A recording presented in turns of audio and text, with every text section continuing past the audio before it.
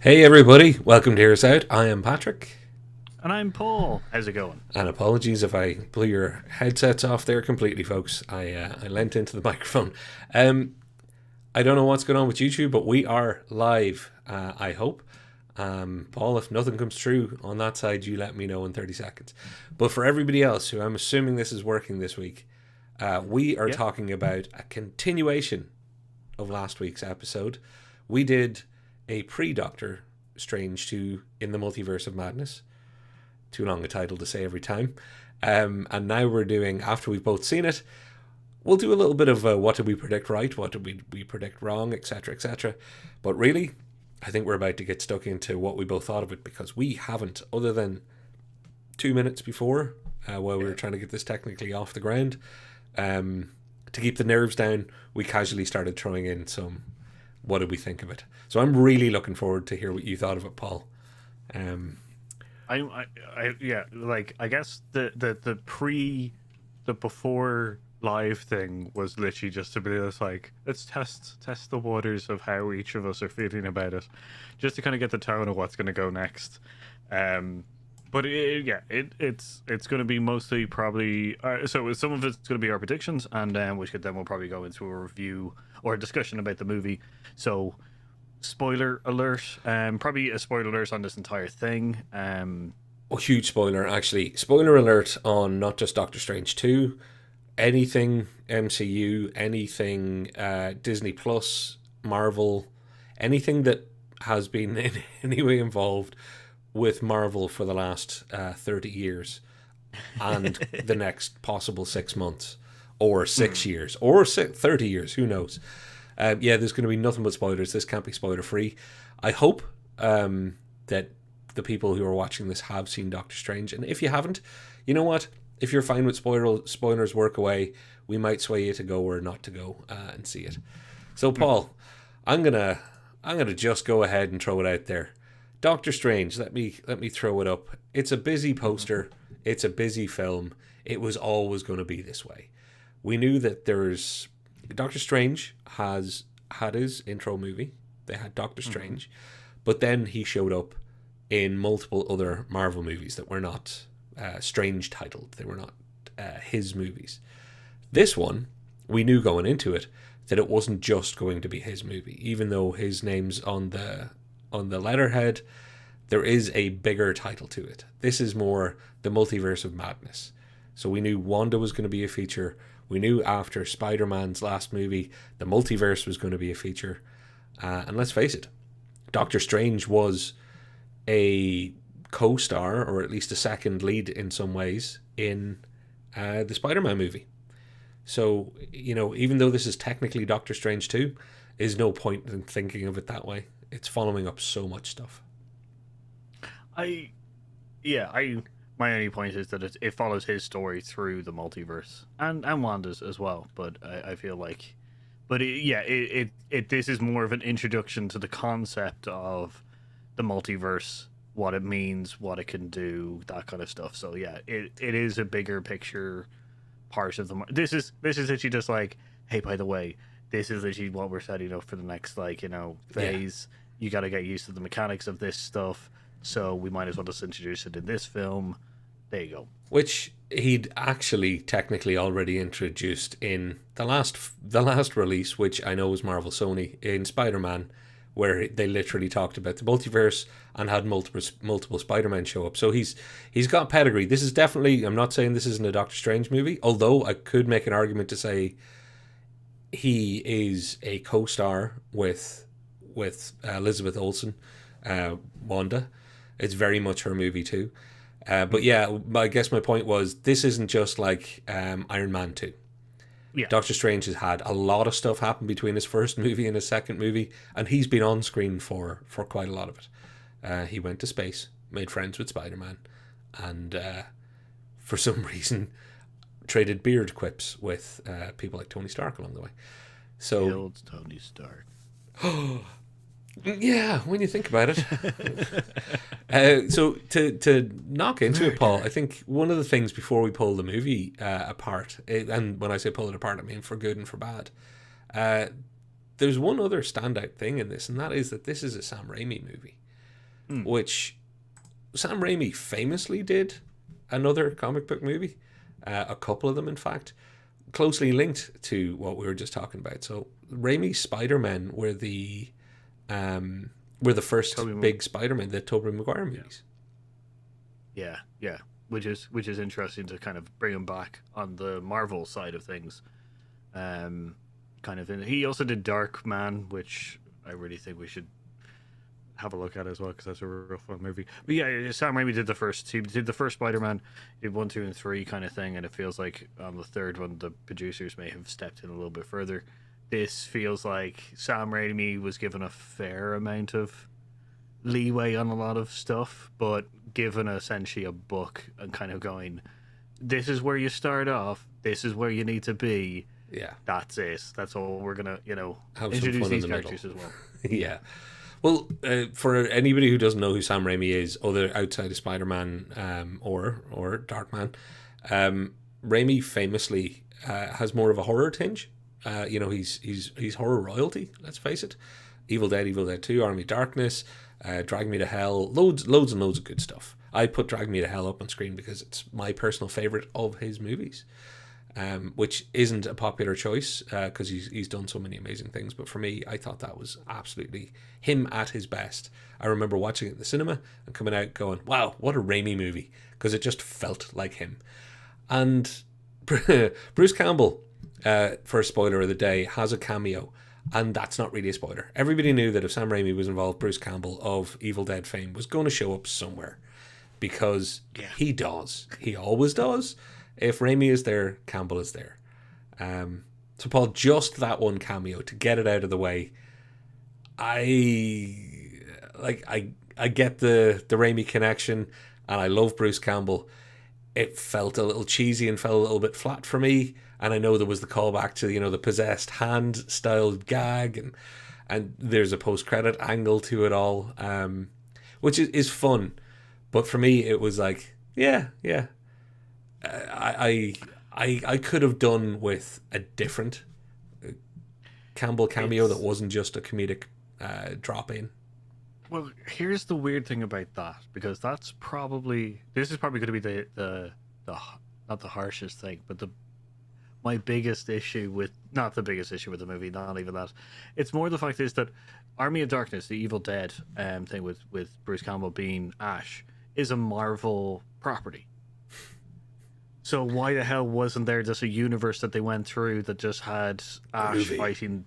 Yeah, like literally, you could just have old, because they've done a TV series, Ash versus the Evil Dead, which could. So why didn't they just jump in fully and just be like, yeah, we'll give him a cameo as Ash, kind of thing, and they jump through that world, kind of thing, and then they jump out of it. That would have been a little bit like Papa Pizza or Pizza Papa was a fun.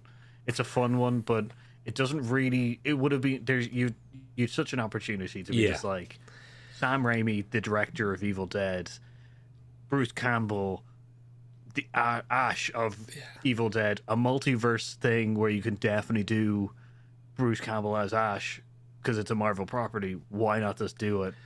Kind of thing. So you could also have done him, like, other than Stan Lee, because he's had multiple cameos thanks to Spider-Man previously.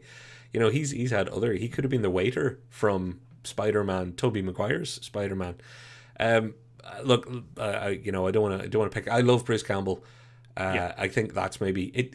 Weird thing for me was it was disappointing, not because they shoehorned it in, it's because it fell so flat that it stood out as bad use. Like you say, they could have gone through the chin universe and he would have been king of perfect chins. Like, they could have done just about anything. And what they did was just slowed things down so that we could all go, here's the Raimi Campbell moment, and then they went back to it, and it was in what was already not a great scene, because the go on red, stop on green, it was all a bit basic and unnecessary when they were going to be explaining so much more about the idea of everything's possible in every multiverse. That whole section didn't jive for me, just like in that world with Pizza Ball and all the rest. it didn't feel. It felt like there was a better draft somewhere, or else there could have been a better draft. That's I yeah, I didn't take anything into account. I was just like, this is them showing the fact that the universe can look really similar and still have minor differences in it, which is for me was a good kind of call of kind of going, yeah, you've just seen essentially a montage of us barreling through a load of different universes that were really weird and really different. Here's one that looks the same, Yep. but is slightly different with some of the rules and stuff like that, so that Again, understand the objective, and it's much like his cameo. The execution, I felt it just could have been better. They could have done better with his cameo, with just that. It stood out in my mind when I came out of the cinema going, I bet if they had another go at that, they'd go back and change it. So my question: would that scene with the explanation that the world is a little different but still looks the same, without the Bruce Campbell cameo, would you have thought anything of that scene, or is the Bruce Campbell kind of it might be extra dirty and souring a little it bit? might be souring it an extra bit. It may well be. Also, and I appreciate the artistry that went into this, and it's obvious that there's a chance that Paul will be defending and I will be attacking poor old Doctor Strange. But I don't think that either one of us think it's a perfect movie. So nobody make up your mind yet. We're dissecting this thing one chunk at a time. But yeah, I like the fact that they changed the color grading. I like the fact that when they went through different worlds, and I don't just mean the montage, but in the kind of 3.5 universes you get to see for any length of time, they were discernible, and I liked that. I did like that. It's just this one I felt, what you're telling us, I know that you could have done it better. The whole thing just, it felt like a gag. Everything in that felt a little bit like a gag. Oh, where'd you go? I went to get food. It's a pizza ball. There's a pizza ball guy. It's thing. You stop on green, go on, stop on red. Stop on green, go on red. Yes, I have no problem with that as the actual mechanism. Just the execution, and particularly in the part of the movie it was in, I thought everything else worked slightly better around it. I know they had to tell, and I have no issue with that. And they had to show. I just think, that one didn't. Maybe I'm tainted by the Bruce Campbell jokiness of it all. Yeah, I don't think I made don't think I made any kind of note about that scene myself. So we'll see on the rewatch. Maybe I won't even notice it, and you'll be like, "I know what you mean," or "What the hell are you talking about?" That's the thing, because we've only watched it once as well. Because I know because we had to talk about, I had to talk with a couple of people about the pizza bowl thing. That's a American Chavez kind of staple, is pizza, and pizza being kind of a unique thing within the multiverse of being slightly different but slightly the same, and it's a kind of good kind of like, I don't know if I can eat anything else, but I can eat pizza. Yeah, kind of thing. So I think that's also a more staple towards the character, which is cool. Again, no problem with all the messaging. It was the execution. And that's going to come up again, I think, because some of this film is so good. And I guess, Paul, to kick into it from Raimi, can we maybe go to just Evil Wanda for a minute? Because Evil Wanda is going to play a huge, huge part in any discussion we have. I think Elizabeth Olsen did an amazing job. Like, I think she stood out as... I think she may be one of the best actors in any of the Marvel properties. And I think this was just a powerful, brilliant performance of what I actually thought for her character. I thought what she was given to work with, she did an awful lot with. Because I think from a cohesive storyline and a plot for her, I think that's where it falls down. But I don't think Elizabeth Olsen at any point did a bad job. Not one bad frame. No, I read a review where they were, or I was told about a review where they were saying that Elizabeth and Benedict Cumberbatch are phoning it in, and I will just be like, I don't know what the hell you're trying to talk about, because that is not true. Elizabeth Olsen is fantastic. She is an amazing actor. Like, that just is like made Wanda like her own, and like I cannot see anyone else playing Wanda. And in this, she was allowed to just play with it a lot more, kind of thing. No, I think that leading up to the events of this is a big issue for me. but leading past that part. She was an amazing kind of like an amazing evil villain. Like it's so nice to see someone who's been, as we said before, twisted into the villain kind of thing from being the goodie. Done a little clunky, but being able to portray that turn herself is really nice. And then Benedict Cumberbatch obviously just had a fun time playing so many multiple different versions of his character. So like, True. I don't see the. I can't believe anybody, whatever about him phoning it in, maybe part of his character is a slight deadpanness. When did this whole upgrade thing start for us? Okay. I have no idea. I think there's a very, very good chance that you can take his portrayal as cold because, Doctor Strange is a stick up his butt. But to say that Elizabeth Olsen was phoning it in is nuts. Anyway, look, she went all the way from the Sam Raimi nods to Carrie, pulled it all off so well. We knew she could do it from WandaVision. But that's where this film ruins it for me. We knew she could do it from WandaVision. Either do one of two things. Either ignore that WandaVision exists, which if they had done that, that's fine. Or, to take it into account. This movie starts and goes, we're picking up from where she left off, kinda, in WandaVision. We're sorta taking some of her story. We're going to make this about kids that come from a TV show you haven't seen. Because her entire motivation in this movie is very 2D. It's, I want my kids. I dream about my kids. My kids are in every other universe but this one, so that's my torture. And that in itself is very powerful. Except then they kind of go, yeah, it's like, from Westview or Eastview, depending on whether you're inside or outside of Hex. She didn't seem to care about Vision, which, remember, the entirety of WandaVision, and the reason it was so good is it was about her dealing with loss. Her whole journey on that, and in its brilliant way, was her dealing with the fact that Vision was gone. And then she's like, yeah, anyway, so Vision, no, it's about my kids.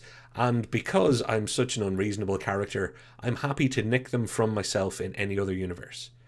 And not just that, in all of the intimate or infinite multiverses, I can't find one that actually has Vision and both my kids, even though I am now, thanks to the Big Bad Book, the Darkhold has made me evil, but also has made me kind of not try so hard at finding the right place to steal everybody from.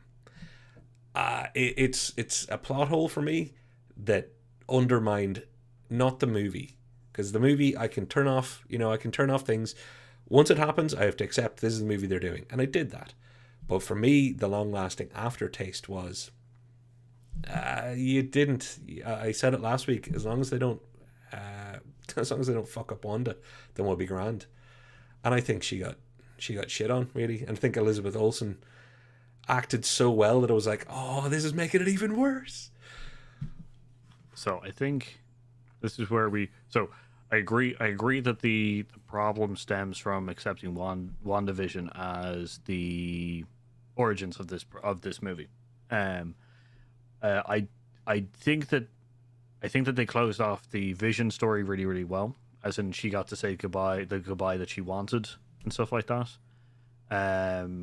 But this is then where the other side of that thing is, where she also got to say goodbye to the kids and accepted the fact that she had to be the hero and let the people of the town go, meaning that she lost the kids as well, kind of thing. So that's where I think they closed off Vision's loop really well, but then they were just like, oh, we closed off the kids one really well as well.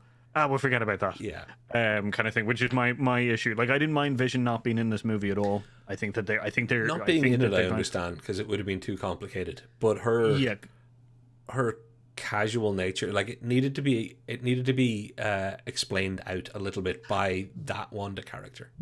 This I don't see. Yeah, this is my issue, is that they point the Darkhold is a Deus Ex Machina thing for her being a villain, and they in no way. Like, they say it several times, like, if you use it, you become corrupt. And it's just like, yeah, but you haven't really portrayed the way that it corrupts people of like a good nature to be bad. Because like you've shown, because like Doctor Strange is a surgeon, and like he knows where the like you have to cut and run kind of thing, and it's literally the first scene is literally explaining that whole concept. Is the fact is, like the reason that he gave the time stone to Thanos, the reason that he nearly ends up absorbing American like Chavez's powers himself is all because he's a surgeon. He knows when you have to cut the dead limb off, kind of thing. But they didn't really show how that affected, like how the Darkhold in the other universe really affected him, because it was just like it just figured out how to defeat Thanos, and it's just like, but he did like he literally was just like, you need to kill me, and it's just like that doesn't seem like a really corrupted person to me, kind of thing. And then you've got Wanda. They made the Darkhold their wang doodle. They made it their wang doodle. It's our easy handy explanation for anything that we mess up right now. Yeah, which is it's my biggest problem with the movie is that you point into the Darkhold and going, "Oh, why? What? The book is making her evil," and it's just like, but explain why this is like this universe that she's going to, that she's dreamwalking into, is the reason why why is it this one that she needs to get the children from? Why? Yep. Why is it that suddenly the change of kind of acceptance to like you need to have like a kind of a struggle period between like they only showed that dream, and it was just like, and then she was just like, oh, that's from another universe, and I'm just like, okay, you gotta like that's not enough.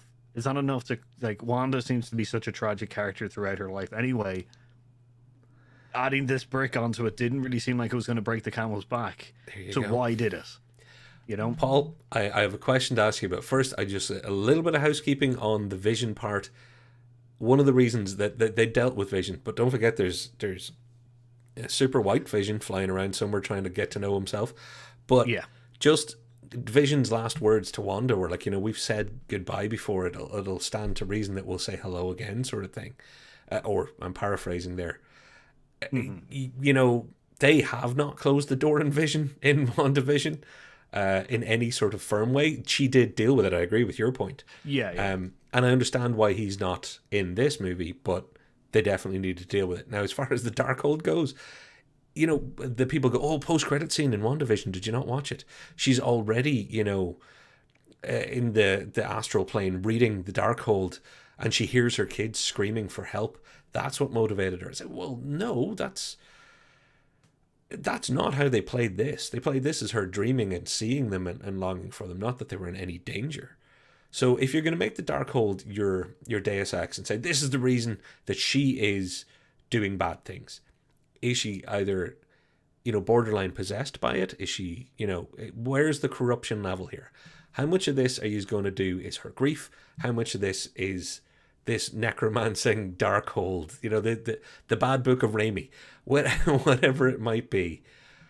It's a huge issue, but we can't spend the whole episode on it. What I can say is in about 2 minutes, we're going to have to call each other back. So I will be pausing things for the live streamers. All you'll have to do is wait 20 seconds. We'll be back. For people in the future, there'll be a seamless cut once we're able to edit it. But the thing I wanted to get in, the question I wanted to get into you, Paul, was if you're, and let's face it, Wanda is dead or to some extent incapacitated, because no one's ever dead in the Marvel universe. But if Wanda comes back now, considering all of this, it's going to take an awful lot of cleanup again. They had to do some cleanup previously, from her introduction in Ultron. Just even accent cleanup alone, they've kind of that they've had to move on with a few things. What they had going was a really good character, and they've set themselves back so far that I think, can you really see a redemption arc for her now, where it's proper redemption again? Yeah, I can. Also on the point, because I know we got a minute left. The writer, like the writer has said he doesn't know. Like Marvel didn't tell him that she was dead. Yeah, didn't do that kind of thing. So it's not confirmed, and I do believe that they'll probably bring her back, kind of thing. I'm gonna say we cut it here, and then I will come back, kind of thing. All right, back with you all in 2.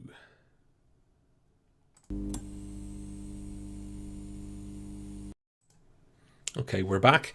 So, Paul, Hey. you were about to answer that $10 million question I have. How much damage have they Mm. done to what I thought was a brilliant arc that, Wanda hadn't been treated that well as a character from the start, Hmm. maybe, but they had got the ball rolling and they really worked out how to use Elizabeth Olsen. They really worked out how to use this character. They've used her very well in some ways in this movie, but I think overall very badly. Like if I was to rate this movie, and I know one of our commenters said 7.5 out of 10, I'd be giving it more of a 7, which is not bad, not good, Hmm. and she is a lot of the reasons why. So yeah, the question is, yeah, what's the damage done, and then would I be able to see them doing a redemption arc kind of thing for her later on, if they bring her back, as I said, as we know that the writer has said he doesn't know if she's gone for good or anything. Um, okay, so yeah, they did a lot of damage with essentially the motivations towards the character at the start. So that damage alone has already made us, and I don't think that's my. I would point the finger differently to Wanda's character to the writers of the Marvel universe now. I don't think they've done damage to the character, because if you accept the mistake for the character follows the track of kind of like being a grieving person and also being made slightly insane by the dark hold and all that kind of stuff. You once you can make the leap, you can see where the character how the character kind of continues on that track. My problem would be that the damage is more towards the Marvel writers. The fact is that they're doing this whole kind of TV movie universe thing, and they've essentially ignored a big part of what they're trying. Like they've literally ignored the experiment that they're trying to do, which is like we're gonna have a really good character that's in the Marvel Cinematic Universe in a TV show, and that's going to be a continuation of their specific particular story. And then when we have this big leap back to the film universe, kind of, or to the big screen again, we'll be following on from that story. And it's like, you didn't Yeah. do it. Like, did you not even damn watch the damn thing? Like, Did you hear you know. that, by the way? Because you know that we were pretty much avoiding all Doctor Strange stuff in the run up to it, so I missed all this. Mhm. But I found out since that Sam Raimi came out and said he hadn't actually watched all of WandaVision. He just, he watched some necessary parts, some story beats. Now I'm sure the writer did, well, at least I assume yes, as being part of it all. But Mhm. I think that's where and I'm not going to overblow this and go shame on you, Sam Raimi. But I think somebody of his caliber, he should have. It would have behooved him to, because some of the directorial choices beyond written word could possibly have smoothed this over a little bit. I think he has the skills that he may have seen the tonal changes being too, breakneck, and he might have been able to do something. So that, will he regret it? No, because he's Sam Raimi, and nobody's going to mess with Sam Raimi. Do I regret that he didn't? Because I think he's got the talent that he could have made this work better than it did, let's say. Yeah, yeah. Like I can't. I'm not. Yeah. I guess I shouldn't. I'll point. I'll point a finger to everybody at the, like, I guess the story elements Mm, of this movie as not watching the WandaVision kind of finale yeah. as being a big problem, kind of thing. Um. So that's like it's a very confusing that Kevin Feige wasn't just like, no, we've connected the dots so far. Why in this one are we not? But so my point is that the bigger damage is actually towards more of the story side of things rather than the actual character itself. And I I guess, can. sorry, just to be clear, when I say character, because I know I kind of said, Wanda or Scarlet Witch, I'm more talking about who she is in the continuing MCU narrative now. Oh, Yeah. oh yeah, yeah. No, as in I think that she could do. There could be there could be a really good, interesting uh redemption arc for her, kind of thing. As in, there's already this the we don't know if she's dead. There's a little flash of red just as the mountain collapses. She is too powerful to essentially have like a mountain kill her. Yeah. Um, she still has that prophecy of either ruling or destroying the cosmos. So that's already an interesting kind of, that's already a scales in which we could possibly do Yeah. on. But then there's also a fucking sheet, mate. There's the Wanda that we've come to know through this, that's also a possibility of Yeah. having that Wanda take on the mantle Oh, kind of oh. thing. And it's a big, huge cheat, but Well, there's a possibility. the multiverse itself is the ultimate cheat code for these guys. And you know what? We spent enough time me grieving for what was rapidly becoming my favorite character in all of the MCU being done bad. I think it's time that I put that to bed. And Paul, thank you for bearing with me. And we get into the rest of the movie. So putting my Wanda issues aside, you've got you've oh, I've pulled up some wrong imagery there. You've got the introduction of America Chavez. I were you into the one-eyed octopus? Almost a little bit kind of, oh gosh, it's rough that they had a one-eyed starfish in Suicide Squad recently. It's like, oh, that feels horrible that they coincided so closely. Yeah, were you into that opening So ocular that's it. octopus? It's not really. Do you know what I actually thought about it? I was just like, ah, Watchmen. That's what I thought. I I didn't. understand. It was in no part. It was just a. I felt like it was a mediocre threat. We would not in any kind of negative terms. It just felt like a mediocre threat for Wong and Doctor Strange to take on to kind of get an introduction to this character. I don't think I do think, of course, that they're probably pointing nudging the elbows towards DC just as a joke, as a jest kind of thing of kind of going, yeah, starfish, star person, one-eyed creature, sea creature. Yeah. Kind Well, of and thing. what if had? Oh, also because we've gone so long already, I'm going to get out of the way. It wasn't just WandaVision that they paid attention to but didn't do. What if has probably been done most dirty of all, because they completely paid attention to it and completely didn't, and Easter egg their way in and out of what if. Which, look, fair enough. It's their toy box. They can choose what to pull from it or not. But it felt a bit ham-fisted. Yeah. Ugh. Actually, you know what? I'm I've got to admit, the more I talk about it, the worse this movie is getting in my memory. So I'm looking forward to seeing how I feel about it after a second watch. Yeah, I get you. So yeah, I get. Yeah, we'll move on to Yeah. the. So we'll do American Chavez or Chavez first, and then we'll move on to the what if thing because American Chavez is probably actually my second biggest stickler to this whole thing.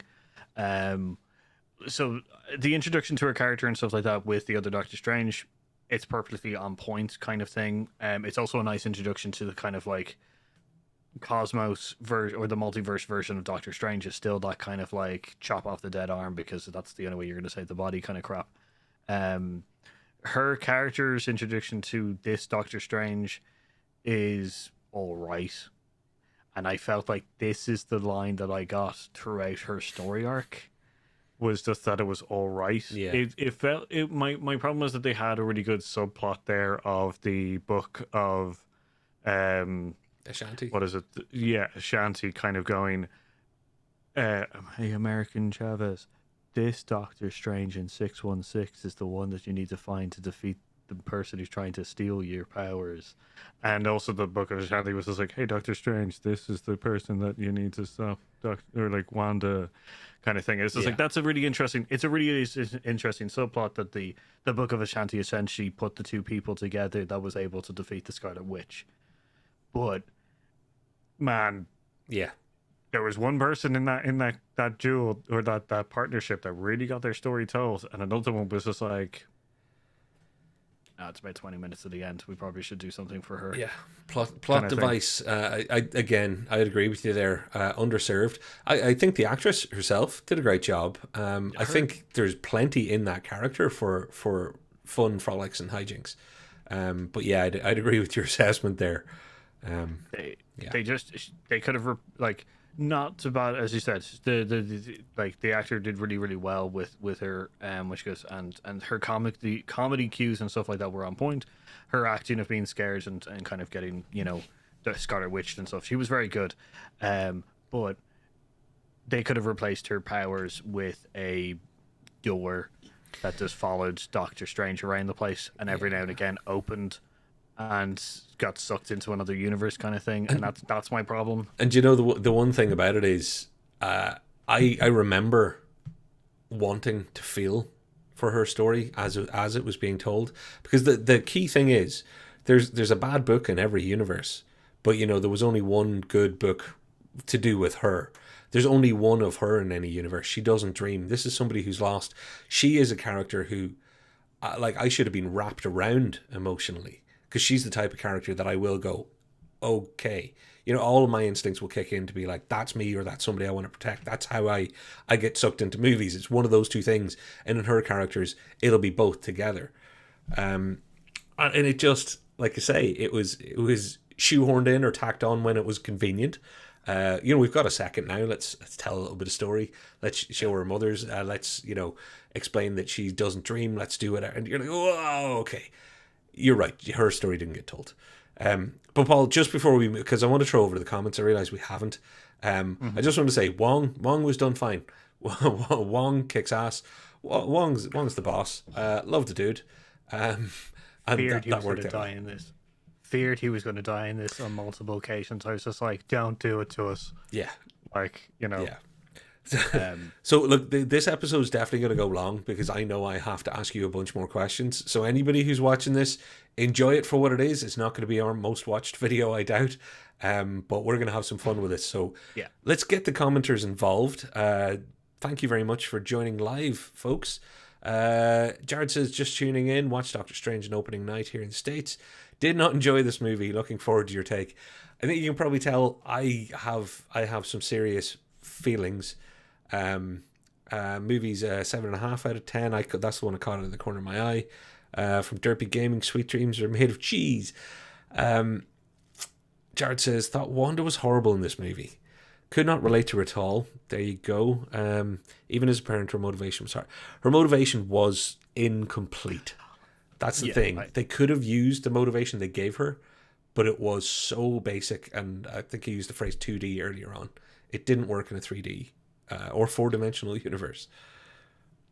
Yeah, like I agree that the motivation was ropey, and then once you accept that, it gets better, kind of thing. But you have to accept that mistake at the start. So yeah. I in no way can defend it, because I'm also the same going, what the fuck are you doing, mate?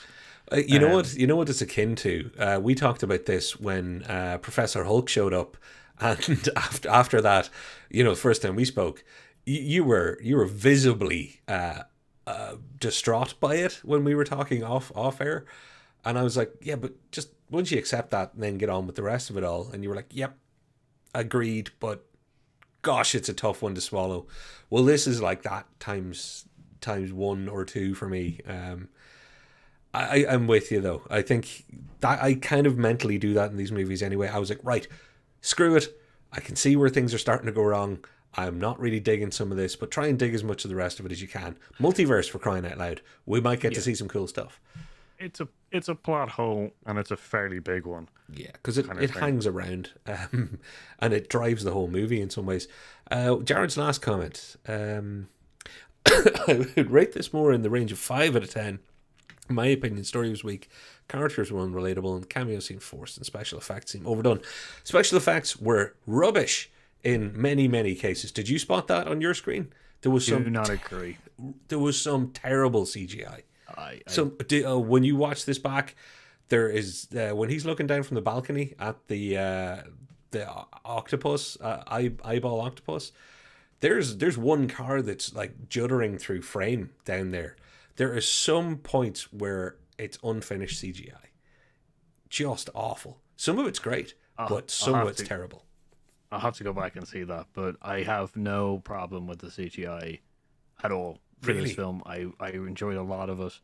I obviously may have missed some issues, kind of thing, which when I do go back and watch this again, I'll see if they're bigger issues. But I didn't feel like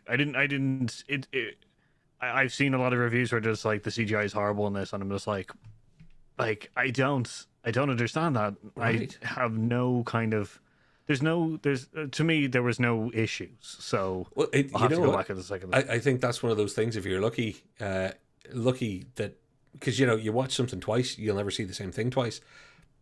You got the lucky watch. I just got unlucky because some of it was, don't get me wrong, not all of it, and some of the CGI was amazing.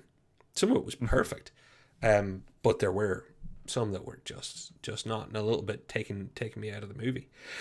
I think a lot of them are actually in that opening scene, which is why it stuck with me. But anyway, all that put aside, Wong's a legend. America Chavez, not the best service as far as the story goes. But Paul, I think we have to get into the nuts and bolts of this. What about some strange variants? Are you up for talking about some strangies? Because we've got Undercut Strange, who shows up at the start. Yeah. I like that because I rocked an undercut and long hair for so many years. Then you've got a ponytail. I as recently as last year during COVID, I redid it, a ponytail and all. You've got regular Strange, let's call him. There's no point in calling him regular Coke. He's regular Strange. 616. He's 616 Strange. Then you've got Corrupted Strange, Baddie Strange, which we've seen before. Yes, or we've seen a form of him. Well, quite importantly, we've seen a lot of these Stranges in What If.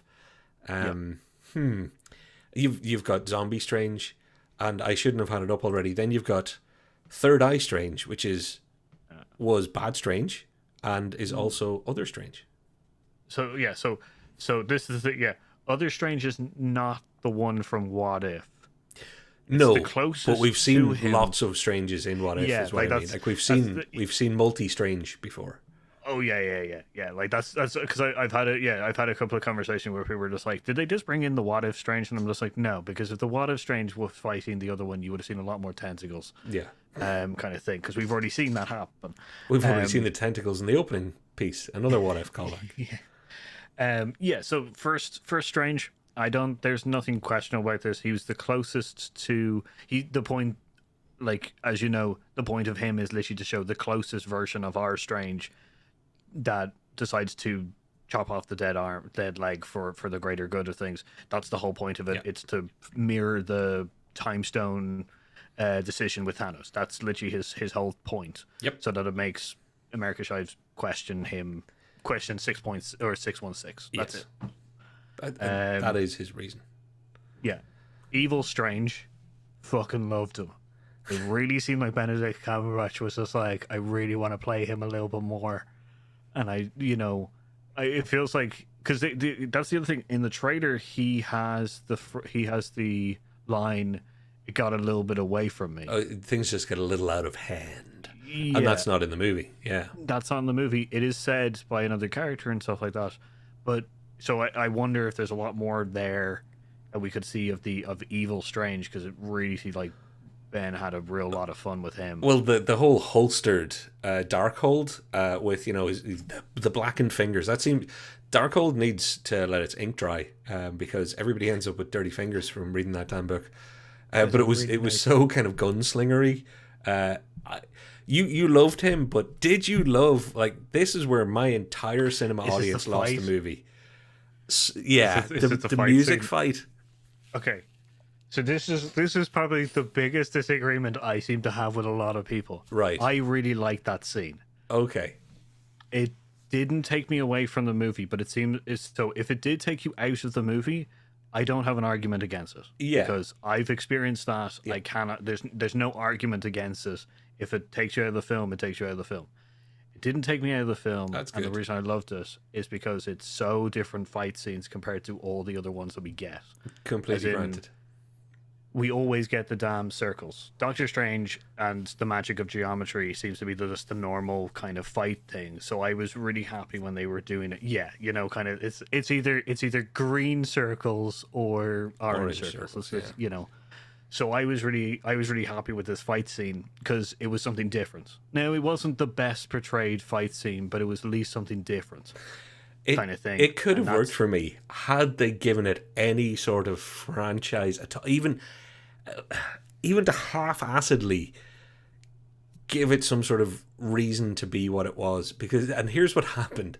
I'm watching this movie. I'm having some issues with this movie.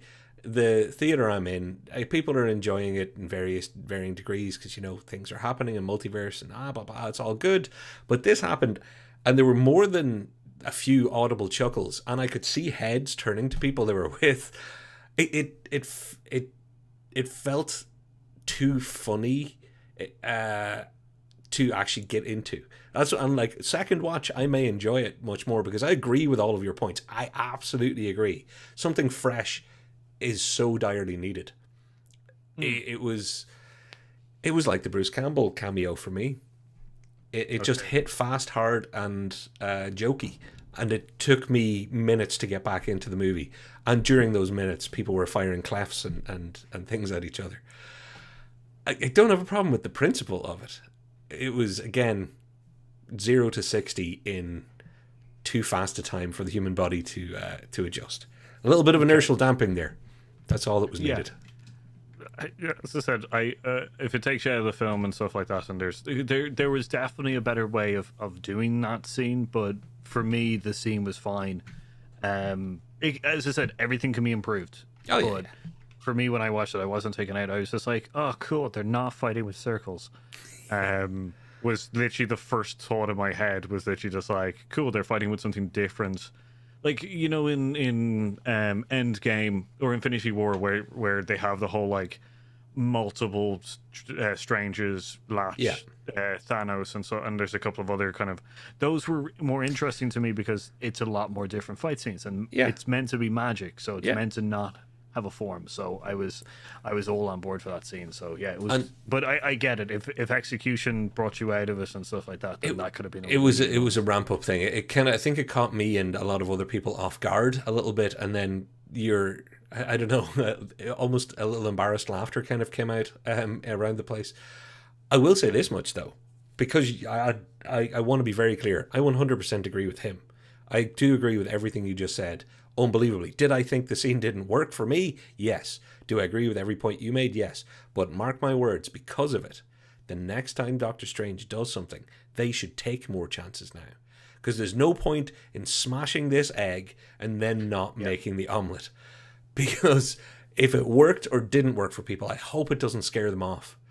Because now you liked it, I didn't, but we're both at the same point now where they can do something else, you know, creatively different, and I won't have the jarring experience, and you'll get to keep enjoying it, and then we'll both be in the same place. If they just back out of it and they go back to a bit of like hand gesture and spinning circles and some triangles and maybe a parallelogram to mix it up, I'm with you. That's, please, Marvel people, I know you're probably going to catch flack for musical fights. Build from this. Be adventurous. You've now done it. You've set your precedent. Couldn't agree more with that statement, and the fact that, like, if we're at different points in this time, but don't get scared. You are using magic. They will go back to the circle thing. They've already done it before. They will do it again. But if they do a scene fight, like a showpiece fight again, don't be scared to do something different to it. Yeah, as you say. So, like, I do agree there. But we are sadly going back to circles are the most powerful shape in the universe. Yeah. So of all your Stranges, you liked Evil Strange. I liked Evil Strange. Did you enjoy Zombie Strange? Because when he came on screen, there was 2 points in this movie when something came on screen, and I was like, can't wait to talk to Paul. One was when they're falling through the multiverses, and there's the animated, the 2D, and you made the prediction, and I was like, we'll see if they'll be that brave, but there's no way on earth Spider-Ham will show up. No. But when I saw it, I was like, God, Paul was right. They did go for it. Ever so briefly, but they did go for it. I was like, cool. And then Zombie Strange was the second time my brain went, Paul. Yeah, no, I was happy that they did. I predicted that they'd do that small montage going through different universes and different weird forms and stuff like that. So I'm happy that they did it. I'm still unhappy that, Spider Pig or Porky's Ham. I can't remember Spider Ham, his actual name. Yeah, Peter Porker Peter Porker wasn't in the movie. I'm sad about that kind of thing. Just a little kind of like show thing in the middle, like they're all turning 2D, and he's just like with a hammer or something. Again, anyway. yeah. But they moved so quickly through that montage. The one I've thrown up is the one that's stuck in everybody's mind, the Paint universe, which brilliant. Just brilliant. I think as a visual, it was stunning. I wanted them to stop there and hang out in it for a minute. I wouldn't have minded putting the whole story on pause and just go, give me some of this expensive CGI that works really well. And they're like, yeah, no, it's as expensive as it looks. No, thank you very much. I do like the little quip of kind of going, it's really hard to eat there kind of thing, which means that she spent some time there, which is nice. Yeah. Kind of thing. But yes, Spider Doctor Strange, man, that was a lead up that I was just like, this is great. Because I thought what was going to happen actually with that character was that Wanda was going to use him. But I'm really happy that I was wrong, and it decided to have Doctor Strange dream walk into him and then have the spirits kind of thing. Because that also allows Christian Palmer to have a little bit of a fight scene as well. Because this is the first time we're mentioning her, and she's a pinnacle thing to his story, and that should tell you how much she got used in this film. I've just thrown her up on screen, Paul, because we should probably pause and pay respects to Rachel McAdams' character Christine, as even though she got way more screen time. I don't think her and Benedict Cumberbatch, that whole chemistry thing, I'm not a big believer necessarily in, but I definitely don't think it's worked, let's say. It just hasn't worked. I'm not buying them. And his line of "I love you in every universe," that should have made my heart melt into my trousers, but the two of them, it's not working. It's not working, and I don't think it's actors. I think it's what she's been given from a script point of view repeatedly now. I would be very happy, and I am very happy, that they're probably going to let her be a possibly small recurring background character in his story. I don't think it's Rachel McAdams' fault, because I think she's brilliant. I don't think it's the character itself's fault. I think it's the use of that character. And this should be an in memoriam moment for that character of, yep, well, this movie did kill at least one character, I think, realistically. Bye-bye, love interest. Dr. Love, Christine, you're out of here. Yeah, I do agree. Like, the problem with having essentially two doctors in love is probably that they're so clinical about the whole thing that it's just there's no heart. There was no heart there, kind of thing, and it plays well to Doctor Strange's character. It shouldn't have played well to hers, because her whole character comes from a universe in which their Doctor Strange sacrificed himself, not for the greater good, but to stop the greater evil. Yeah, and it felt like although she came to terms with it, having essentially probably a close representation of that, her Doctor Strange in her suddenly turn up, I feel like there should have been a little bit more of a whiplash for her character, and there wasn't. She was very, once again, clinical about the whole thing, going, "You're not my Strange, you're 616 Strange." Well, that's technically, people will argue, and I'm not going to, because this is not my thoughts on it, but she is part of an authority in that timeline that deals with multiverse. So this is, look, I think they could have done a lot better with her in the first movie. I think they should have done a lot better with her in this movie. And worst of all, I think that some people behind this movie think they have. And that's the biggest failing, that they don't realize just how crappy they treated this character. So I'm ready to release her from purgatory and just let her fade away. If anything, again, What If did it better. So I can say that for an awful lot of stuff when it comes to this movie. But Paul, again, I know we're going over. I'm going to push us forward, if that's okay, to the thing that I really need to get to. You go first, though. Just want to, Zombie Strange was great. Loved the spirit arm things. Loved the whole use of it. Loved even Wong's reaction, which was like, I'm not going to talk about it. Let's just get this over and done with, because we have bigger problems, kind of thing. And I feel like that's a conversation that Wong's going to definitely have with him, which is, you possess a dead body. That is definitely against some kind of rule that we have. Yeah. Wong is starting to bring a bit of Iron Man humor into all this. It's the same. Remember first Iron Man, where the suit is being extracted, and Pepper Potts walks down and he goes, "Let's face it, this isn't the weirdest thing you've walked in on me doing." Wong is in different delivery, but he's adding that kind of humor in, like MVP when it comes to keeping things going. Weirdly, I have a problem with his story on this one a little bit, which was, it seemed like they had, and I know you want to move on. But No, you're grand. If it feels like Wong, it feels like Wong had a lot more kind of arc with as being the grand, the Grandmaster Sorcerer kind of thing. That he, or the Sorcerer Supreme, that he was a lot more attached to his students and stuff like that, and it seemed like there was a really nice bond there. which I have to guess at because they did not in any way show that on fucking screen. Which is my biggest problem, because then when that character sacrifices herself to destroy the Darkhold that Wanda has, I was just like, because she hadn't been given proper franchise at all. But that's what I mean. It was literally just like, why would... So first of all, you're having a student sacrifice herself for you, which means that there's a whole mentor thing there that, like, I had to guess at, which I didn't like. I would have liked a little bit more of kind of Wong being a good teacher, being a good Sorcerer Supreme compared to Doctor Strange. There's another edit out there with subplots and other stuff. Yeah, not a lot of the camouflage stuff was not good. In that respect, CG wise, it was actually quite good in most parts. Paul, what I want to get to is the Illuminati, because this is what it's all been building up to. Let's face it, this movie, if nothing else, in its build up was cameo movie. Who's going to appear? Is Tom Cruise going to appear? Am I going to show up in it? Are we going to be on TV doing a news report in one of the universes? I've got them on screen. Let's just deal with the one that I think is maybe the saddest, and that's Mordo. The one that nobody cares about because he's not a cameo.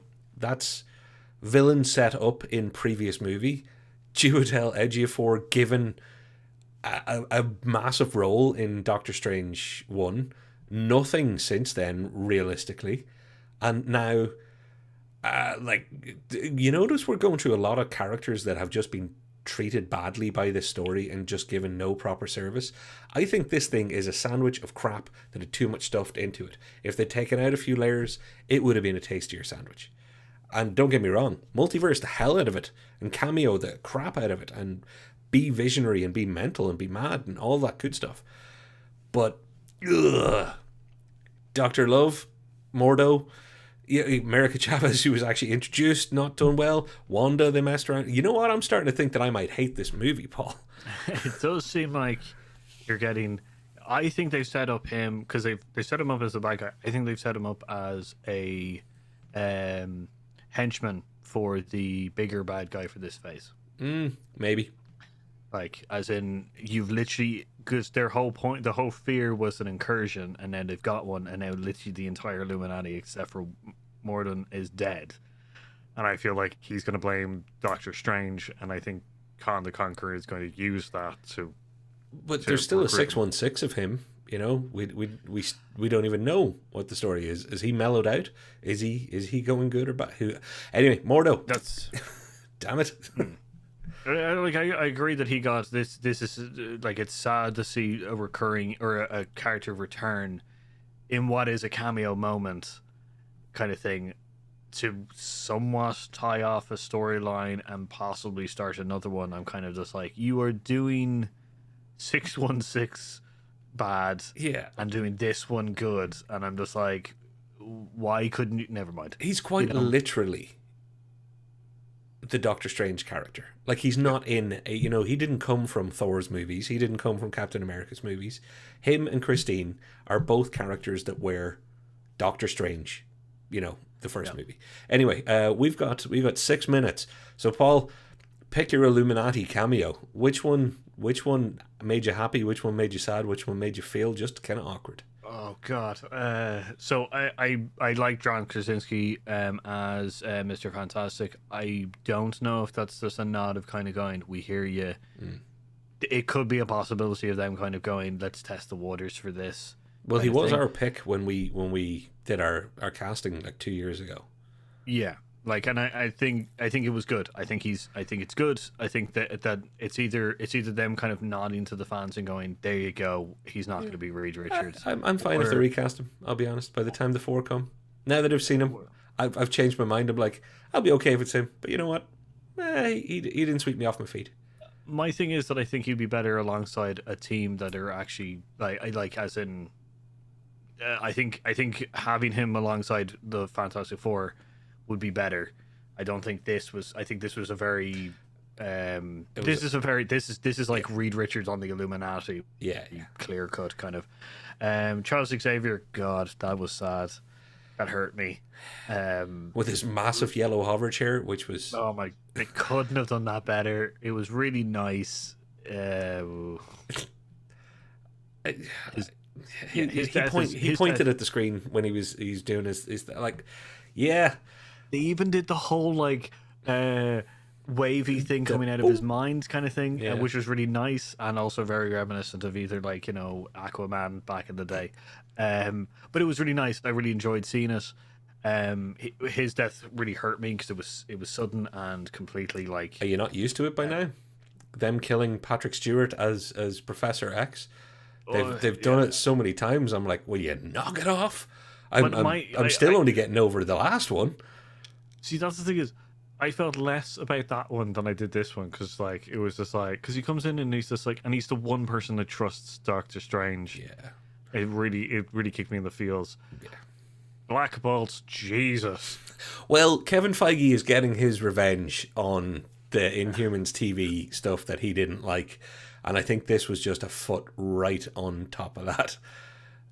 Also, Reed Richards, I know everybody in the internet is saying this because like Twitter can't keep it quiet. Reed Richards, super smart, says, oh, by the way, the one guy in the room that can definitely deal with you, if you take away his mouth, you'll be okay. That was a mistake. They could have had anybody but Reed Richards say that, and it would have been okay. But Black Bolt, wow. That death was just sudden and graphic and like, what the fuck kind of thing. No, that was Raimi. And the minute it happened, I was like, Sam is in charge of this movie. Oh yeah, no, it was very much just like I was like, oh, that's good. Like you kind of it was very good, kind of thing. So Miss Marvel, Captain Marvel's death, the Monica Rambeau version of Captain Marvel, again, super strong yet not really, as it turns out. Yeah, again, done dirty, I think. Yeah. That was a meh moment, and I was disappointed about it because she came out as a very strong character on the Illuminati. Carter, you couldn't kill her in any other way. That's a sad death. It did make me feel bad and stuff like that. I do feel like she should have held her own a little bit more because I feel like Carter would have been a good surrogate person for Reed or Steve Rogers, which would have stopped Wanda a little bit in her tracks, as in even just a silhouette reminding her of Captain America and him being the one who was just like so supportive and everything with her. I feel like she would have like taken a breath about it, but no. Well, Paul, there's a reason why the Captain Carter that's on screen is from What If, because what they did in What If, big thumbs up. What they did in this movie, not so much. I think the Illuminati, not the concept and not the bringing that idea in the other universe and any of that. I think the wiping the floor with them didn't actually help the story in the end, and it just felt like a bad cameo diversion. Excuse me. And again, other than the fact that I think that might be the last time I see Patrick Stewart as Professor X, I came out of that whole section of the movie thinking, ugh, well, there's a bit of Raimi in there, and now we're off into the Carrie homage. So yeah, it didn't work for me overall. It felt like that scene was meant to show us how powerful Wanda is, and all it showed us was how shit that Illuminati is. Yeah. And they're the ones who supposedly were able to beat Thanos faster than the ones we have. Yeah. None of that added up. Paul, we have less than a minute, so I just want to say you have to be able to identify with your... Do you want to do another run round? We'll do another run round. Okay. We'll cut it short here after that. Okay. Well, then I'll just get this point in. Part of the reason Thanos was great and Killmonger were great, the great villains are great, is because in some way you can understand where they're coming from. You really have to be able to get there. And by this point, by the Illuminati point of the movie, there was no getting there with Wanda. She's just a kidnapper, essentially, who makes no sense. All right, I will see you in 2 seconds. Stick with us, folks. Thanks for everybody who stayed. Like, subscribe, ring that notification bell. And we're back. So, Paul, I just said you can't have your villain be a mess. And I think at that point in the movie, the Illuminati were partially ruined by the fact that who they were facing off against. Yes, they underestimated her because Wanda's not a problem in their universe. Doctor Strange was a problem. Darkhold had corrupted him. Yada yada yada. I think the Illuminati scene, if anything, just made me dislike more of what they'd done with Wanda at that point. And the Ultron bots, there was a lot they could have done, and a lot I think they would have done had they not been thinking of the future. Because let's face it, this movie starts to feel, the more I talk about it, as a placeholder of Sony introduced you to the multiverse. What if, for those of you who've seen it, have done the same? This is our official introduction to the multiverse, and it's a bit of setup. Let's take it from here. Also, Charlize Theron. And that's kind of what I think this is going to be an in-between movie for the rest of its existence in the MCU whenever they hit 50 films. Yeah. Like I do say that this is the in-between film of kind of getting the phase together, which we can attribute to a couple of other films in the past. Have also gotten essentially been done dirty in the sense of being that mid movie where they were just like, it's a fun movie, it's all right, there's plot holes and stuff like that, but this is the vehicle in which we get to more of the good stuff kind of thing. That's what it felt like for a couple of the other movies that we've had before. So, but yeah, the Illuminati part is kind of, I liked seeing evil Wanda with the glowing red eyes and the kind of like weird kind of like, I guess, like hunched over kind of like, nah, kind of like, she could have made, like, Scarlet Witch could have made a great villain, like a great multi-movie villain, a great phase villain, even if they want. But no, not now, not like this. No, like they did, like, so, like, yeah, the as I said, I enjoyed seeing her in that kind of witchy form and stuff like that. But yeah, like going forward, it's yeah. I think that they can do a redemption arc as we stated before, but I don't know, like, I don't know where they're going to get the time, because they're going to have to do so many other things. Is it going to be part of the whole phase? Is it going to be, that's the Secret Wars coming and really going to change all this? And yeah. Do you know what? I'm going to say something controversial because, let's face it, that works well on YouTube. I want everybody in the comments who's still with us or in Futureland to shout at me whether you feel this is blasphemous or not. Picture an alternate universe where this movie was made not by Sam Raimi, but by the Russo brothers. And now tell me you don't think that they would have done a better job. I think they're understanding what they showed, particularly with Captain America, Winter Soldier. And I know it's obvious that they did such a great job with everything else. Has Raimi ever done anything like this and had it work out before? They have. If they could have got the Russos back, I'm sure they would have for this. And this isn't me picking on him. It's more going, this hasn't worked out for me. I don't think it's terrible, but it's obviously not going to be one of my favorites. It had a lot of potential, and I wonder if directors who were more embedded in the material could have done it.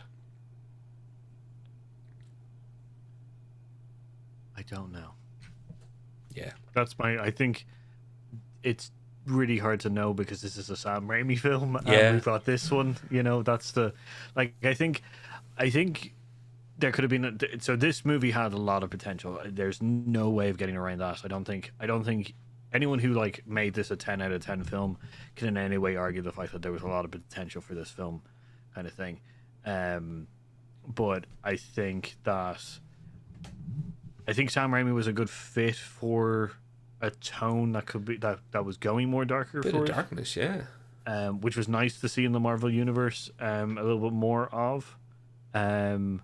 I do feel like he was given a midway film, as you've stated, and I feel like the Marvel team, Feige, the writers, and Raimi should have watched the WandaVision like entry and kind of shaped the beginning of this story to kind of fit more, and then they should have made American Chavez a little bit more important and integral to the story, other than just being a vehicle to win.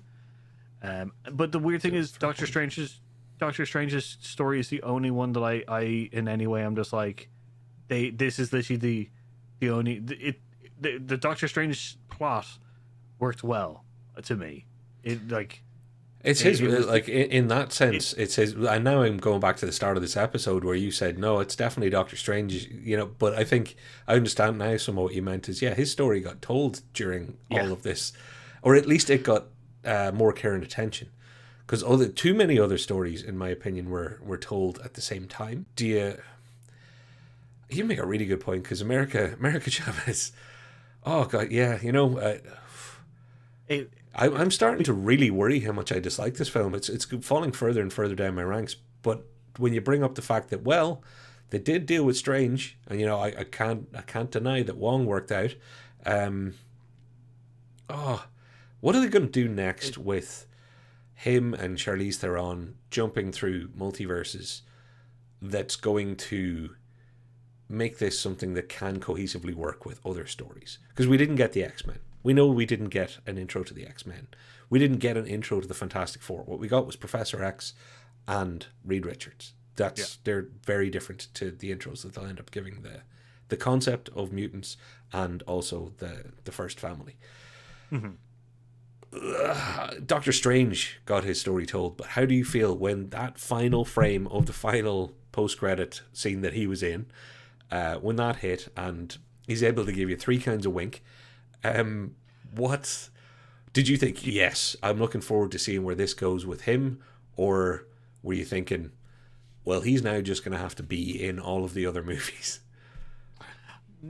Okay. That eye. Do you know what that is? Well, the idea of a third eye in popular culture, yes. That is the eye of Agamotto, which is what they call the Time Stone. Which was his, yeah. That is the actual eye. There's the actual eye. Yeah, which comes with a massive amount of powers. Essentially, that eye gives him a tune-up. He's now been powered up to the next level of stuff.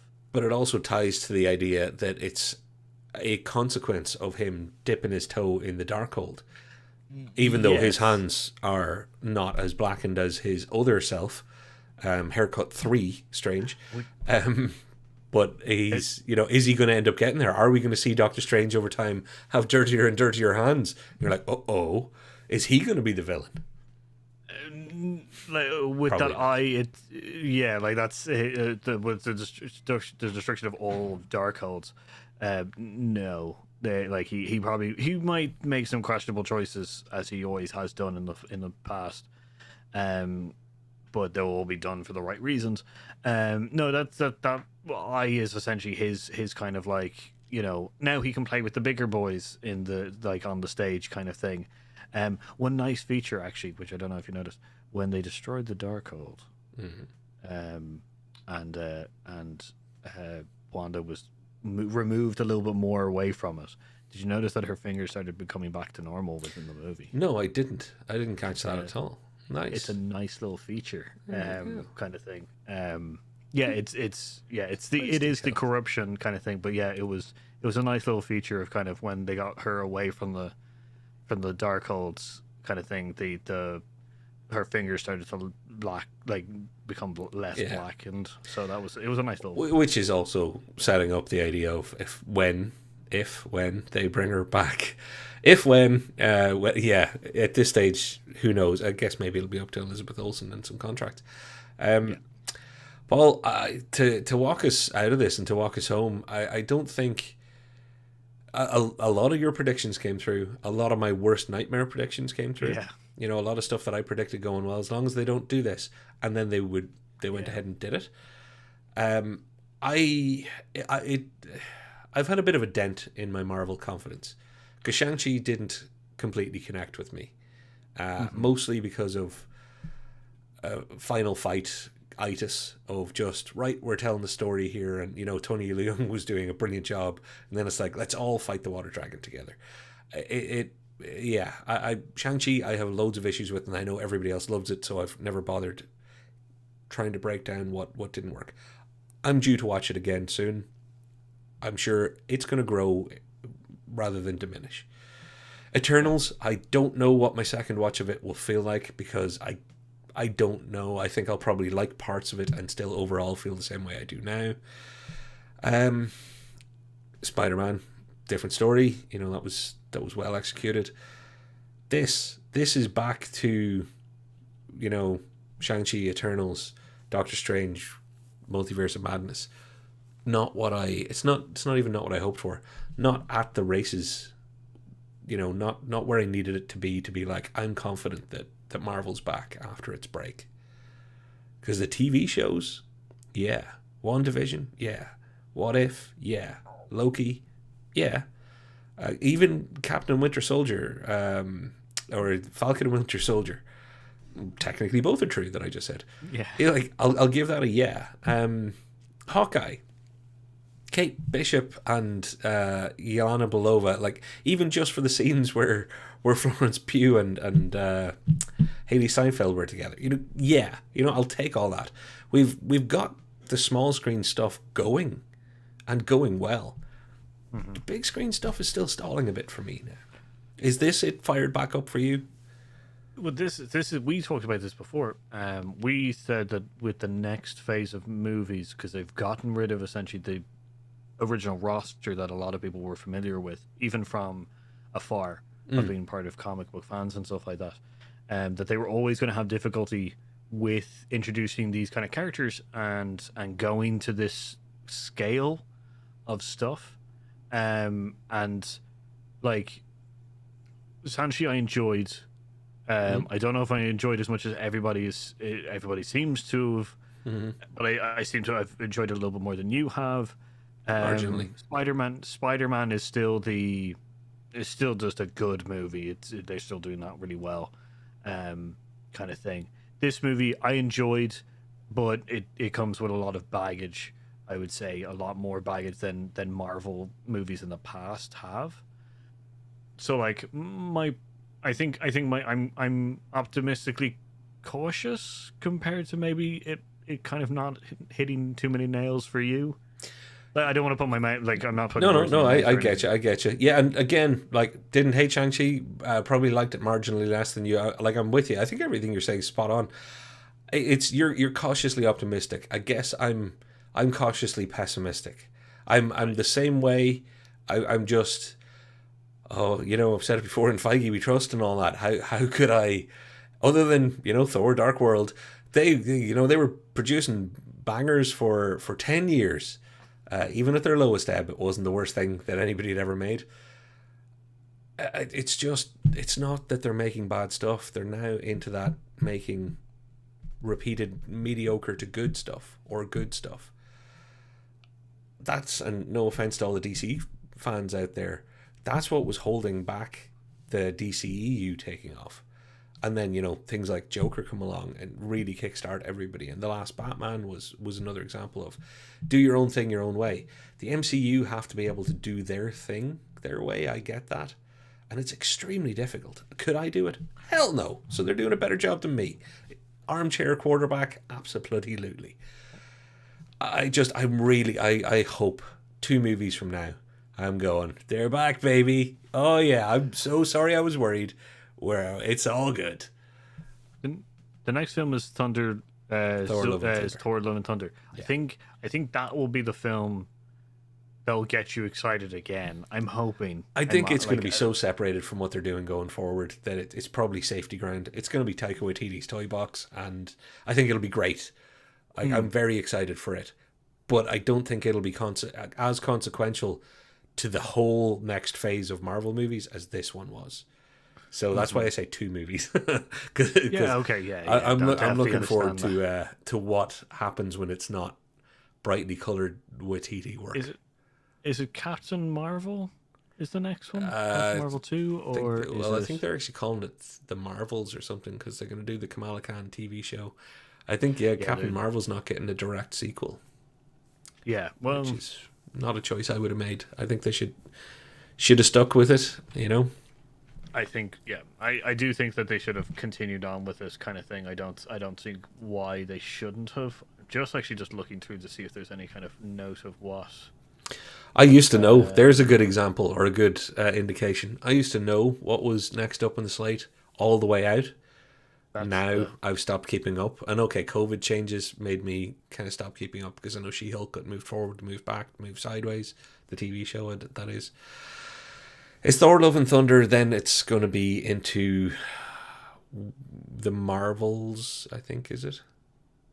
So it's Doctor Strange, Thor, Black Panther, Black Panther 2. Miss Marvel, She-Hulk, Moon Knight, Secret Invasion, The Guardians of the Galaxy. Oh, some of this has changed since that list because Yeah, Moon Knight's already happened. So yeah, I'm just going through some of it. Yeah. I'm looking forward to Ant-Man and Wasp: Quantumania. Yeah, and I think that's going to be another one that has to do a lot of heavy lifting, like this one did. And I hope, I hope it does it less ambitiously, if you know what I mean. I hope they really concentrate on what they have to achieve and get it done, and don't get too caught up in the idea of we can have fun telling Ant-Man's next story. It's got to be a bit workman-like. Unfortunately, they've really got to start stitching this phase up. Yeah, they do. My thing is that they've explained a lot of this through the TV shows, so they shouldn't have to do too much more explanation to it within the movies. Little things here and there will be fine to kind of keep plots moving forward and ideas going, things. But I don't want too much exposition about the multiverse again. Let's hope not. That's my only that's. Then a parting question, Paul, if I may, because we're going to hit an hour and a half. It's going to be our first hour and a half video for a very long time. Yeah, Jesus. No one's going to watch this, but we had to talk at some stage, and this was our only opportunity. How can I put this question succinctly? Do you think they're in danger of people needing to see things? Because we've always said all of these movies are only as good as you can go in as us who watch all of this stuff. You know, I do a lot of reading, etc. You've got a deep history in the comics. I'm very much planted in the MCU and the TV universe and the Marvel street level heroes and you know, stuff from games and stuff from my childhood even. I'm fine with us, you know, it being made for us, but it hasn't been successful because it was made just for us. Are they getting, with this movie in particular, are they in danger? And Eternals. Yeah, Eternals in this, maybe. Are they in danger of losing the other end of the spectrum where they expect you to have done too much homework? So, I'm going to separate it a little bit. I think the Eternals was too much for, not even for having homework or anything like that. I think it was, that was too much work to bring in at this point in time. Like, kind of, because we talked about the Celestials a little bit, and now we're talking about, you know, that, like, I feel like the Eternals should have been held off a little bit longer, with some movies to kind of help explain a little bit more, kind of thing. I agree with that guy a lot. Like, because I do think that that was a cold open to that like cosmic system, and it was just like, why? So taking that out of it, then.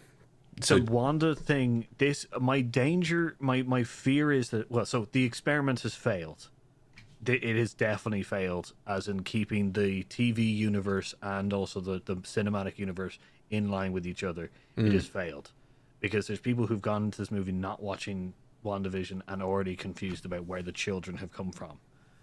Kind of thing. And it's like, it's annoying to have to be just like, what? Where did the children go? It's like, oh, you haven't watched the TV show, then you have to go back and watch the TV show. And it's like, that phrase alone should have stopped Disney from doing this kind of thing. Like, and I don't mean having them having them in completely separate. I just mean having enough within the movie to catch people up. Yeah. Kind of thing. So that you didn't have to watch you don't have to watch WandaVision to get the whole idea of her missing her children. You know, and that's look, Jared, who's been brilliant in the comments tonight. Thank you very much, Jared. Awesome comments, by the way. Awesome, genuinely awesome, and thank you for sticking with us. Next week's show will be a lot more organized and together, and we'll even do it all in one recording. Your comment. I think you had to have seen WandaVision to understand what was going on in this movie. That answers my question. So I'm not the only one that's worried that they've strayed too far from the MCU magical path, which is you can have all of us, but I thank them so much for bringing everybody else in. Because I don't like remembering the days when people go, comic book movie? And we can end up back there very, very easily. Just another kind of thing. Because, people have been saying, oh, these things are just blockbusters, there's no art. Then they just made even better ones, and everybody had to back down and go, actually, no, you guys are really impressive. This stuff is art. If they mess around with it now, and you need to have watched 27 movies and 8 TV shows just to, and I'm not even saying enjoy, but decently enjoy the next installments, then they're failing. Yeah. You shouldn't in any way start a movie that loses the audience immediately. Yeah. And practically that's what happened there. Was that half the audience who hadn't watched WandaVision were just in the darkness. Because they were just like, who are these children? What the hell is going on? Where did this book come from? Like, there's so much about Wanda's storyline that comes directly from WandaVision that if you didn't watch it, there's no explanation. There's literally no point in which Doctor Strange goes, I'm really sorry about you losing your kids in one. Like, No, in fact, even worse, I think it's quite prescient now that I look back at it. He was warning me about the movie we're about to see when she's like, I made a mistake. I knew one of you was going to come. And he's like, this isn't about Westview. It's like, yeah, you're damn right. This isn't Doctor Strange. This is not going to be anything about any of that. This is going to be selectively picking from that smorgasbord rather than either dropping it or picking it up. And usually I'm okay with them picking what they want, but it's some things you can't choose to take with you without taking everything else. It's like saying, oh, we're gonna do Jaws, but it's not going to be on water at all. There's going to be no boats. There is going to be a shark and it's going to be walking around. No, see, that can't work. That can't work because there's some things that have to come with the fish aspect. And it's the same thing with WandaVision. They took some stuff and left crap that had to come with it behind. Yeah, this is getting me annoyed now.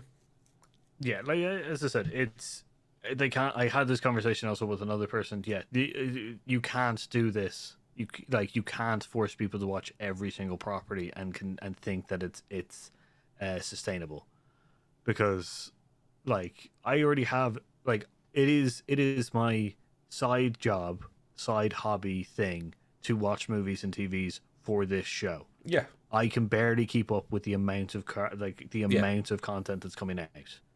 If now Disney are like, you have to watch this and this and this before you can watch this, and then you have to go back and watch this, and then you have to like, I'm just going to be just like, all right, well, like, all right, Marvel, that's not happening. Sayonara. Like, and if you lose, this is the thing is, if you lose people like us, you like, it's been 3 years since you lost the other part of the audience. Yeah, And worse than that, it goes back to being just for kids who want big colors and some set pieces, and that's always been the slander that's been thrown around. So, Paul, I'm still hopeful. I have no doubt that we're in good shape with the next one up, Thor: Love and Thunder. It's everything after that, and you know what? I wouldn't have said this before, but I think Multiverse of Madness may have opened up one door that I'm kind of interested in now, and that is an Etch-a-Sketch. You remember those things? You draw the little lines and then you shake them and it just all goes away. I haven't been reaching for that reboot chord at all mentally yet, but now my brain is like, let's make sure we don't lose what we're opening up as a nice opportunity for a reboot if stuff really goes wrong. Let's snap this all out of existence and start again if we need to. Maybe 30 movies is the right number. Maybe that's when we need to stop. Start with a young Iron Man if you have to, and just make it in 617. I have one question for you just before we go, because you're talking about reboots. Is this worse than Dark World? Oh God, no. No. I don't think this is gonna hit. Oh, have we ever done a full Marvel ranking? We have, but we haven't done. I don't know if we did it live. I don't know if we did. Someday we're gonna have to do a full Marvel ranking. just to see where this one ends up. I'd be very, very curious. Like, it's safe to say, folks, Thor: Dark World, Thor 2 is going to end up at the bottom for me. Paul, it'll be bottom or second bottom, I guess. It's not going to be in the top 3. This is one of those ones that'll be interesting to see where it ends up. It's kind of like that difficulty I have now every time I think of where would I put Ultron, because some days I love it, some days I hate it. It's yo-yoing up and down. And some of my issues with Black Panther being so good, but not as good as people were saying. Can I make it the best ever? No, I certainly can't. Can I make it in the top 10? Absolutely I can. But this is one of those ones of, I don't know how I'm going to feel about this by the time we do that ranking. Yeah. That is going to be an issue kind of thing. Well, you know what? How about we do a deal? By the end of this year, whatever Marvel has come out, we'll do a ranking then. Does that sound like a fair point, or a fair part in time to stop and do it? It'll also probably be as long as this. Yeah, actually, you know what's going to be shorter, and we will do it in the coming weeks, possibly next week, because me and Paul are going to talk about what we do next week, and we have a few options. I think we might maybe do it in about 2 weeks' time, though. We'll see. We got to talk about Marvel TV shows now that there's been 5 of them, 6 if you include What If. And we should really do a ranking there before they get into the next slate. So comment down below if you're still alive and still with us, whether or not you'd be interested in a more orderly ranking to see where me and Paul think the Marvel TV shows are. Yeah, that'd be good. And going forward, we should like, subscribe, ring that notification bell, as we said before. Comment down below what you think. This is a spoiler review, so we are accepting spoilers in the comments. Which goes, do you think that who we've got a whole split here where I enjoyed it a lot more than Patrick. Where do you side on, kind of thing? Like not do you side with me or this Patrick? is where team, do you like Team Cap, Team Iron Man stuff, because we're it's not more that kind of cool. We'll get there. But yeah, where do you fall in the spectrum of kind of like in this film? I know that Derpy Gamer gave it a 7.5, and Jared gave it a 5. I think I'm closer to Jared now. We gotta see. That's the interesting thing. I do think this is the most kind of splitting of the Marvel movies that we've gotten. Marvel's Marmite. It's a lot of M's already, so might as well throw another one in there as well. Marvel's Multiverse of Madness Marmalade. Marmite. Sorry, Marmite. Well, marmalade in there too. One of the universes, everything's marmalade. Paul, the reason this show went so far off the rails is usually we don't just do it like this, but since we hadn't spoken at all, and it's credit to what you just said, it's a divisive movie. I'm not going to want to talk about it again until I've seen it again.